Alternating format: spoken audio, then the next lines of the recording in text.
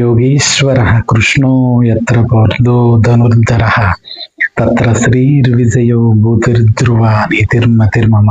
అంటే ఎక్కడ యోగేశ్వరుడు శ్రీకృష్ణుడు ధనుర్ధరే అర్జునుడు ఉంటారో అక్కడ విజయము, ఐశ్వర్యము, నీతి అన్ని కూడా ఉంటాయని భగవద్గీతలో ఏకశ్లోక గీత అని అంటారు.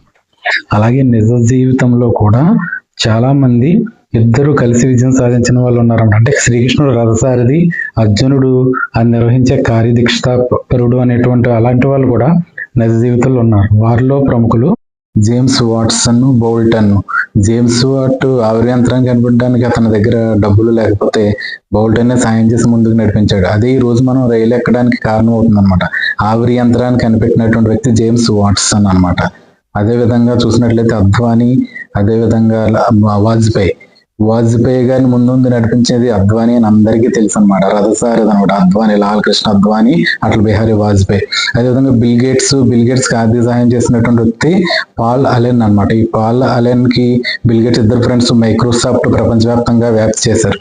అదేవిధంగా బాపు రమణ మీ అందరికీ తెలిసిన విషయమే, బాపు గారు, రమణ గారు. అదే వీళ్ళిద్దరూ కూడా మనకి సినీ ప్రపంచంలో పెద్ద మిత్రులు. అదేవిధంగా మనం చూసినట్లయితే ఎస్వి కృష్ణారెడ్డి గారు, అచ్చిరెడ్డి గారు, వీరిద్దరూ కూడా అచ్చిరెడ్డి గారు రథసారథిగా కృష్ణారెడ్డి గారిని ముందుండి నడిపిస్తూ ఉంటారనమాట.